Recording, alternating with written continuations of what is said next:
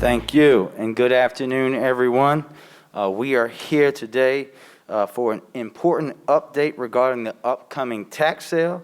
I want to recognize everyone who has joined us today, starting with Council President Nick Mosby, my Councilwoman Danielle McCray of the 2nd District, Councilwoman Ramos from the 14th District, our City Administrator Chris Shorter, our Deputy City Administrator, Daniel Ramos. I think Daniel is here with us. Our Finance Director, oh, there you sorry, Daniel. Our Finance Director, Henry Raymond, City Solicitor, Jim Shea, Tart Carter, the Director of Chief Information Officer for BCIT, Alice Kennedy, our Acting Housing Commissioner, Tisha Edwards, the Mayor's Office Director of Mayor's Office of Children and Family Success, Dan Ellis, Executive Director of Neighborhood Housing Service Baltimore, our Health Commissioner, Dr. Jaraja, who I'm sure is happy to have a press conference break, and our Police Commissioner, Michael Harrison. As mayor, as I've said before, and still I remain committed to protecting homeowners during the COVID-19 pandemic and beyond. In my 2021 State of the City address, I directed the Finance Department to use every tool and resource available to make sure no one loses their home to tax sale in the midst of this pandemic. Keeping that promise today, I've directed the City Administrator and the Finance Director to take the necessary action to protect Baltimore's most vulnerable legacy homeowners prior to this year's tax sale on May the 17th.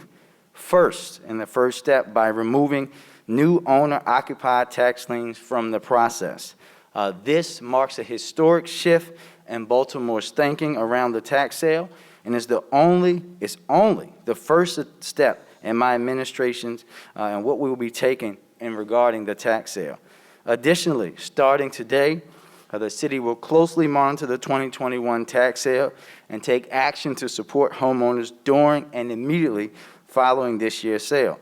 The Finance Department has dedicated 3 full-time employees to individually assist homeowners through this process. Beginning today, residents experiencing issues related to the tax sale can call 410-396-3556. That's 410-396-3556 to be connected with a member of the Bureau of Revenue Collections who is familiar with the tax sale process. Residents who are waiting for their payment to post, who are appealing any bill, and who are unsure about whether they qualify for additional support should also call 410-396-3556 for support. I remain committed to further reforms of this system. My administration will also pursue local and state policy changes that will give the city more local control over the tax sale process.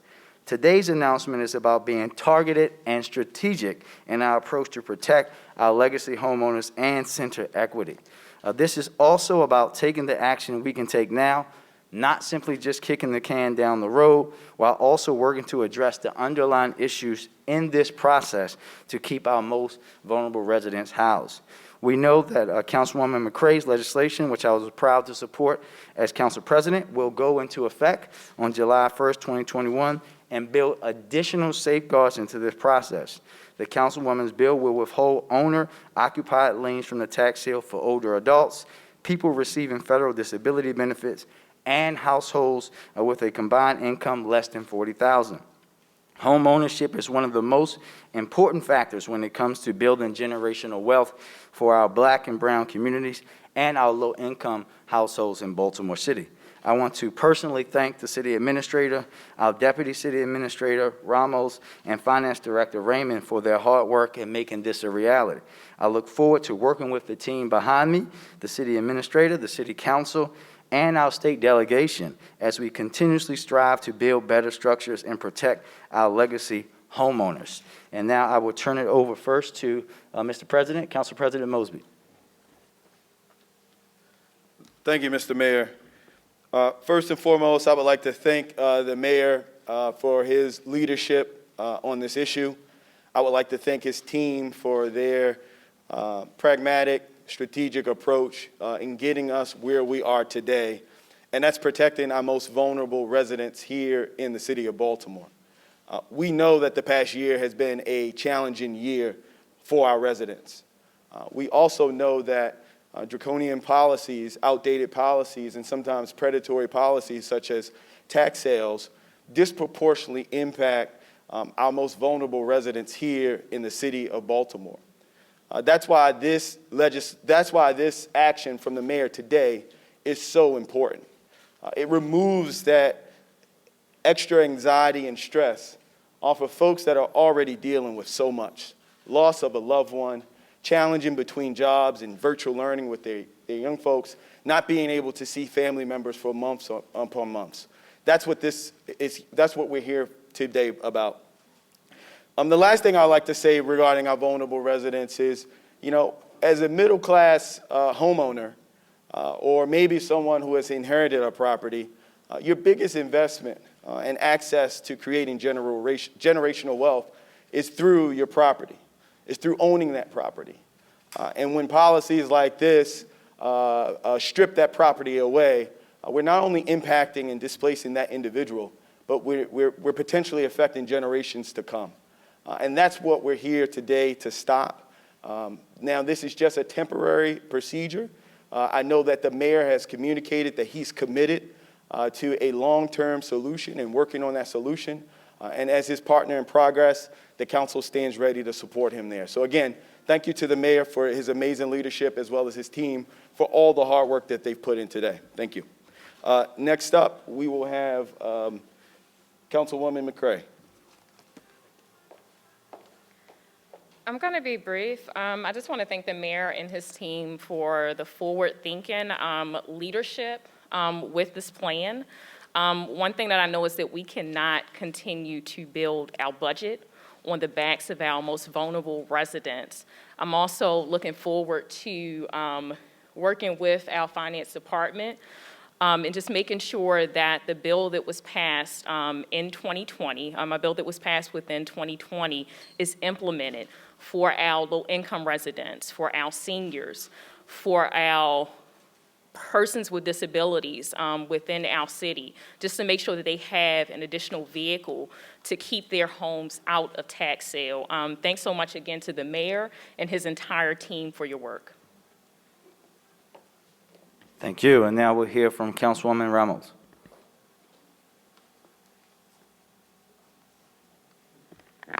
Thank you, Mr. Mayor and team. I just want to talk a little bit about the last few weeks. We have witnessed heroic efforts to help homeowners save their homes from predatory tax sale. Advocates from Fight Blight Baltimore, Maryland Volunteer Lawyer Service, Pro Bono Resource Center, volunteers in my district and my office, and so many others have helped many homeowners through this process, trying to address accounting issues, applying for the homeowner's tax credit, and reminding people of the deadline, some people who didn't get notices. I myself knocked on about 100 doors in my district to try to find people and help people who are in tax sale. My constituents and residents across the city donated to the Better Waverly Fund and the Stop Oppressive Seniors Fund. All of these folks believe strongly that the way we can collect taxes in Maryland and in Baltimore is predatory, and they worked very hard to save people's homes. Together, over $80,000 was raised to help residents avoid tax sale this year, which helped 62 homeowners. The Pro Bono Resource Center, MVLS, and others helped many through accounting issues, while our office helped solve an additional 35 residents' accounting issues. I am certain that my council colleagues also resolved countless accounting issues and helped people avoid tax sale. I want to thank Director Raymond and his team for answering every email, answering every question, and being flexible with our requests. Thank you, sir. Let me tell you about the homeowners we met. I met a great-grandmother caring for her great-grandkids who did not remember to pay her taxes or to apply for the homeowner's tax credit. She's 90. She shouldn't have to apply for the homeowner's tax credit every year. And that is a change at the state level that we need to make. I met a family who inherited and now live in their grandfather's home, who don't have a mortgage, but could not manage the tax burden because of a COVID hardship that they experienced. I met homeowners who have to choose between paying their citations and paying for the work that needs to be done to fix the home which caused the citation. And I met residents who were stuck in a vacant building, who were stuck with a vacant building notice, but the previous builder and rehabber of that property didn't file a proper use and occupancy permit. I'm introducing legislation this evening to fix this problem. I can go on and on about the situations homeowners find themselves that land them into tax sale. I am really excited that the Scott administration has answered the calls for change. And know the mayor has lost sleep over how many residents need assistance, probably as much as I have, I would imagine. What the administration has announced today is a wonderful first step. The next step is to help every single homeowner this year, and we will continue to help the administration do that and put through reforms for the entire system, both at the administrative level and also the statewide and local level, to change this predatory tax sale process. I look forward to working with the administration, my city council colleagues, and advocates who've been working on this issue for years to accomplish these important goals. Thank you very much, Mayor Scott and members of the administration. I look forward to working with you. Thank you, Councilwoman, and I want to thank the Councilwoman and my Councilwoman for their tireless advocacy around this particular issue. And before we take questions today, I wanted to address this weekend's violence. Right now, the city is at 105 homicides, which is 105 too many. And we know that we had a mass shooting. Let's call it what it is, a mass shooting in Carroll Park last night, which is completely unacceptable. I met with the police commissioner's team today about making sure that we are putting in strategies and things in place to deal with the events that we can prevent, but we also have to continue to be engaged in our communities. I spent time last weekend walking the streets of South Baltimore and Brooklyn, where we've had dozens of incidents of violence this year, and it was in West Baltimore on Saturday, and going to continue to do that while I'm pushing the police department to be better, while I'm pushing all of our agencies to be better. But we also have to be better as citizens. We also have to be better, in particular in Baltimore, as men, when we are not allowing and letting people be so comfortable in a group of 300, 400, 500 people just to start shooting when people are at a barbecue or a cookout or a party in the park. We cannot continue to allow that to happen. We will not continue to allow that to happen. We're going to continue to push. We're going to continue to hold people accountable. As I said last week, if we know that you shot somebody, we will not blink until we have brought you in. We will not allow cowards to continue to shoot women, men, children, grandparents, anyone in the city. And for those who think this is so simple, you have no idea what's going on. You have no idea the pain that these families are going through and what these communities are going through. So you have to have a deep understanding of how simple, minor conflict is ending in people dying in our city, and it doesn't have to be that way. We have to have a look in the mirror and have a self-check as a city of what we're going to allow to be happening on our streets. And now I turn it over to Commissioner Harrison. Thank you, Mr. Mayor. Good afternoon, and thank you all for being here today. Since Friday, April 30th, Baltimore has seen a spike in violence, much sharper spike than in previous weekends. 11 individuals have been shot, 3 of them fatally wounded. 2 other individuals died as a result of being assaulted. One of the fatal shooting victims, investigators have learned, was involved in a dice game, which, let me remind you, is still illegal activity. And we will disrupt it. What we need community members to do is to call us when you see it, so that we can dispatch officers to disrupt it and then to enforce the law. While another of the deceased shooting victims was shot along with 4 other victims during a major gathering in Carroll Park on a beautiful Sunday afternoon.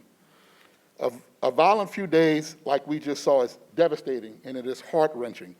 As always, our hearts and prayers go out to the families and friends of the victims, as well as the many people who unexpectedly had to witness such tragic events. So how can so many acts of violence occur within such a short time? We had a robust deployment strategy for the weekend, and in some of the incidents, we had officers within a couple of blocks away and responded very quickly. But as I've stated many times in the past, this violence that we see far too often, as the mayor mentioned, occurs when individuals decide to pick up a gun and then to later use that gun to solve their conflicts, or to enact revenge on someone because of a previous conflict. Just last week, we informed you of several arrests we made in major cases, and those arrests came as a result of great investigative police work put forth by our homicide detectives and you, the community's helped by providing pertinent information. And to that point, our detectives are still working diligently to solve these newest acts of violence and to bring those individuals who are responsible for the latest acts of violence to justice. We know that these suspects are no strangers to our community, nor are they strangers to the criminal justice system. And we are asking for any member of our community to help us solve these cases. If you have any information about any of these incidents, you can call our homicide detectives at 410-396-2100, or you can remain anonymous by calling Metro Crime Stoppers at 1-866-7-LOCK-UP. Together, we can put an end to this violence. And let's remind you that large events with live entertainment is still prohibited in the city. So we want to make sure our citizens know that, so that these large events don't attract undesirable people who come and cause harm to them. So please let us know if you plan to have these things so we can work with you to keep you safe. Thank you, and at this time, I'll turn it back over to our mayor. Thank you. Questions?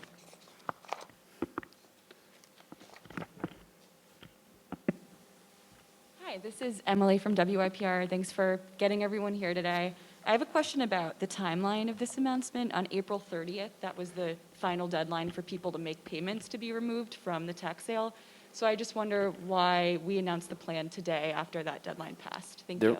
Director Raymond?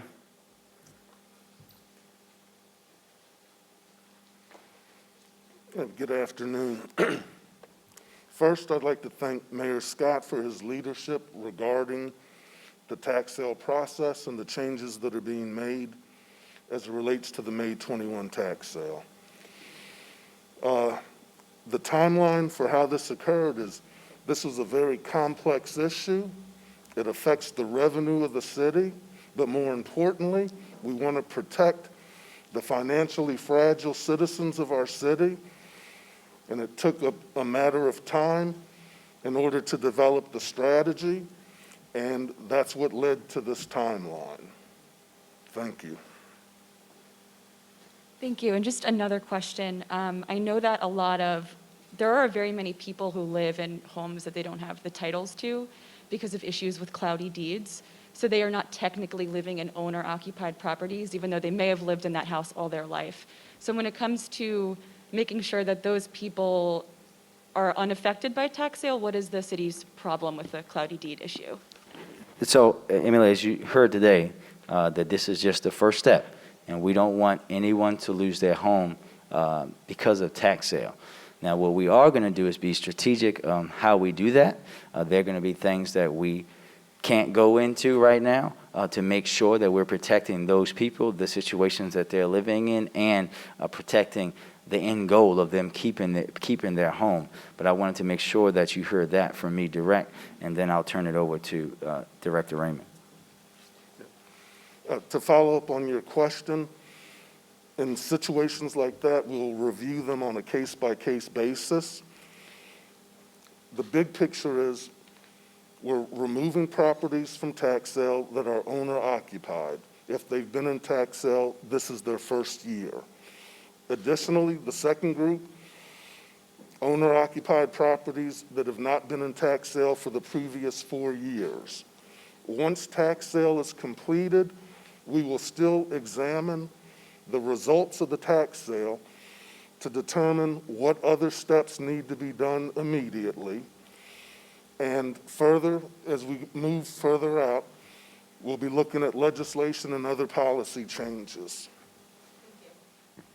Thank you. Alexa? I think that's you. Yep.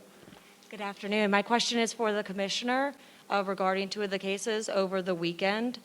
If you could clarify a narrative as to what's believed to lead up to the Carroll Park quadruple shooting and then the shooting of the man in Northwest Baltimore, that homicide visiting from Israel. If you could clarify a narrative in both of those cases, what it's believed led up to those shootings, and then what is the department doing in the immediate to address this violence? Thank you. Two great questions. In the Carroll Park shooting, what we know is that there were several hundred people out there, and at some point, There were young men driving or riding the dirt bikes and the slingshots through the city that arrived there. What we believe happened at this point is some type of argument ensued between somebody in that group with somebody in a different group, and one person began firing at the other group, causing 4 people to be shot. That's the information that we believe right now. Certainly, now it is about how we prevent that by making sure unpermitted events are not occurring and that people are working with us to secure the appropriate permits when the time comes to have those large gatherings with live entertainment. And working to make sure we can contain some of the dirt bikes when we learn about them, where they're going to be, and how to get them to disengage that behavior without getting into very dangerous vehicle pursuits. We're working on all of that with all of our other law enforcement partners. In the Northwest case, we believe right now that there's information to support that that was an attempted robbery that turned fatal.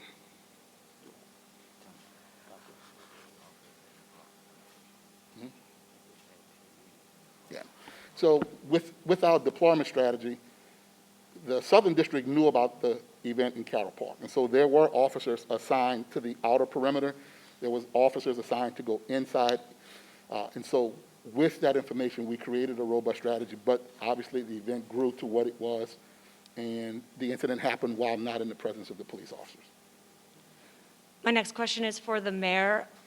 Different topic. Has the city determined allocation for the American Rescue Plan, what that will be? No, Alexa, thank you for the question.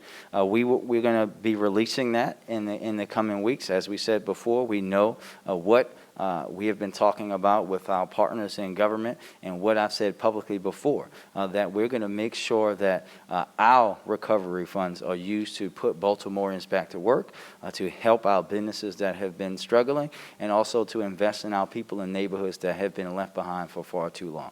And I do want to, Alexa, add, I know you didn't ask me, but add on to what the commissioner is saying about making sure that we understand, again, that these minor conflicts in basically the presence of the police. We've seen it time and time again over the last weeks and months where the police are in the next block or they're right pulling up as the shooting happens. That tells us this level of violence is a little different, and that we have to be more engaged in every facet of our city government, which is what we are going to do.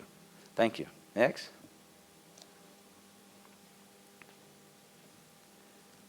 Yvonne, I almost called you. It's muscle memory. This is a question for City Council President Nick Mosby, if I could, quickly. I just had a question about the financial disclosure forms. Yeah. Your wife acknowledged the IRS tax lien, but yours does not. Can you explain the discrepancy? So this has been a topic that we've talked about for months. It's a topic that has been addressed. I was responsive to it, and we took care of it. Millions of Americans owe tax liens. We're here talking about liens as it relates to very vulnerable Baltimoreans potentially losing their homes. So I appreciate the question. I appreciate the interest. But again, we've talked about this. I'll refer to my counsel. If there needs to be an update to a disclosure that I filed a week or two ago, there will be. But thank you for the question. Emily? You had mentioned earlier that you said the violence this year is a little bit different. What exactly is different? What are you seeing that is perhaps different than previous years, and what do you think's affecting that? Well, thank you for that, Emily. I think if you've heard it, and you and I may have talked about this a little bit too. One, it's what you heard the commissioner say, right? That this is basic conflict, right? A simple argument should not lead to someone dying. Also, and if you heard me talk about this as late as last week, the amount of incidents that are domestic or intimate partner or people that know each other in nature, when we're having, we made an arrest in a guy who killed a young lady and just carried her to a wooded area in a park. We have to understand how that's different. That's not a common thing, but it's also for those who like to make this into something that's so simple, that there's a magic bullet for, that Baltimore has been looking for at least 37 years, that when you have people who are killing their girlfriends or shooting their girlfriends or shooting their ex-girlfriend's new boyfriend. That's something that we have to understand that it's a little different, but we have to tackle, especially when you have to let these folks know, as I say, you don't own her or her body. You don't own him or his body. Those people are allowed to live their lives without you and go on without you to be with someone else. And I think that we have to really uplift that, because there are people in Baltimore who go out to eat, who go to baseball games, who go to the club, who allow people to sleep in their house, who have shot their partner. And that's not okay. We can never accept that. I don't care if it's your baby boy. You have to make him man up for what he did. Thank you, everybody.